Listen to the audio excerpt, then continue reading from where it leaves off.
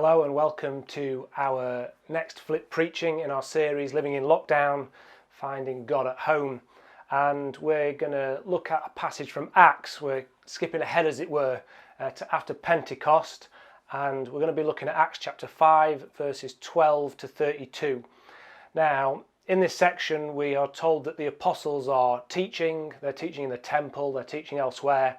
They're healing the sick. Lots of people are being brought to them from the surrounding areas that they can be healed, and people are believing. We're told again that their numbers are added to in this time as they go about talking about Jesus, talking about the good news. And in response to this, the Sadducees, some of the other Jewish religious leaders, want them arrested. And so in this story, the apostles are put in prison. And yet that night, as they're in prison behind lock and key with guards outside, an angel comes to them and says to them, look, you need to go back to the temple courts. You need to go and talk about this new life again. So that's what they do. They find themselves released from jail and they find themselves out talking about the good news. And then when the high priest, they come to talk to the apostles the next day, they're found not to be in jail. They have somehow got out. And they're back in the temple courts and they're talking about what God has done. And when challenged on that, they say, well, who can we obey, God or men? Now, I was reading through these verses and reflecting upon them, because in one sense, we find ourselves in this time where we might think it's much harder to share our faith as it was before. Although it might actually turn out to be much easier to share our faith now than it was before. Social media has opened up a whole new way in which we can share what we do as church when we gather together. Even though that's not physically gathering together, they can experience prayer and worship and song. Some of the things that we've seen in the past few weeks have been amazing to experience and to know. The UK Blessing, which I'll link at the end of this video so you can watch it if you haven't already, was viewed by around 30 million people in the first 15 or so hours.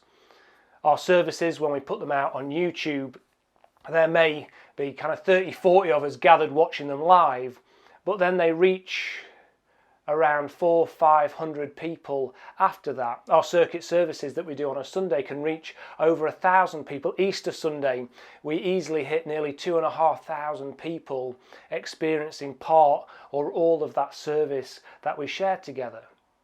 So there is an opportunity here to put that which we do out in front of people that we would never necessarily invite to church.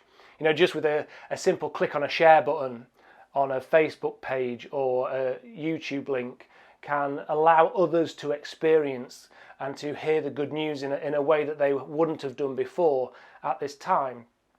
And that's what impresses me about this passage.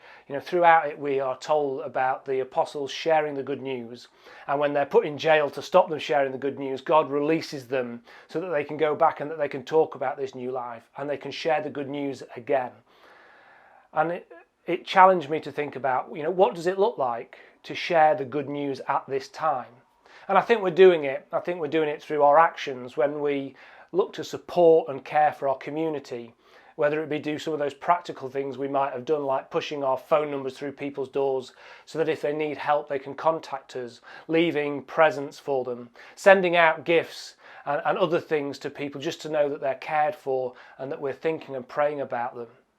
But I think there are other ways in which we can express our faith. We can share that which we know and which we believe at this time, because people are interested.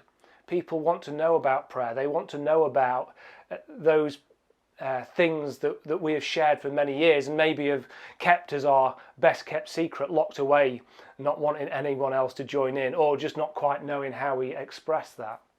But it does feel like now is the time in which we can allow people to come in.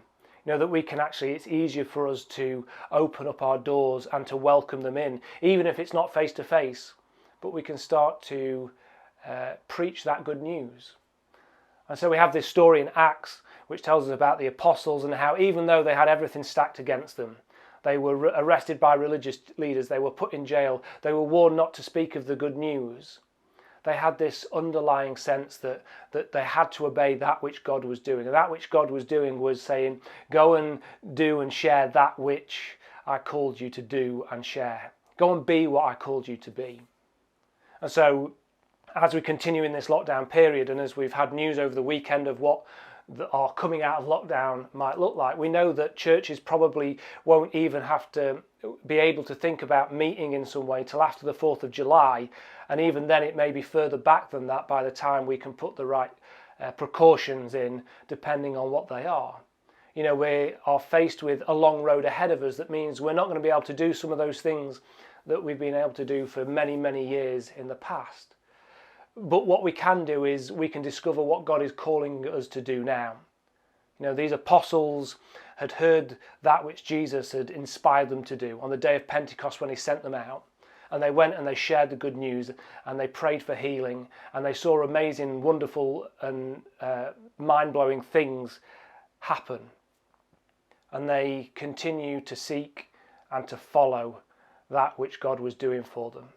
And so that's my encouragement for you as you read these verses, as you reflect on them. It would be great to hear what you sense God is saying to you in them. It would be great to hear the things that you feel God is calling you to in this time.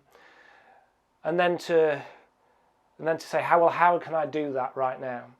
How do I share the good news? How do I share that which God is doing in this time? And it might be simple things like the way that you are with your neighbours, or if you're going to work, the way you are with your colleagues in this time. Maybe it's about asking your friends if you can pray for them. Just very simply, you know, no hard sell or anything, but just saying, you know, if you need prayer, I'm there for you. If you need something, I will help as I can.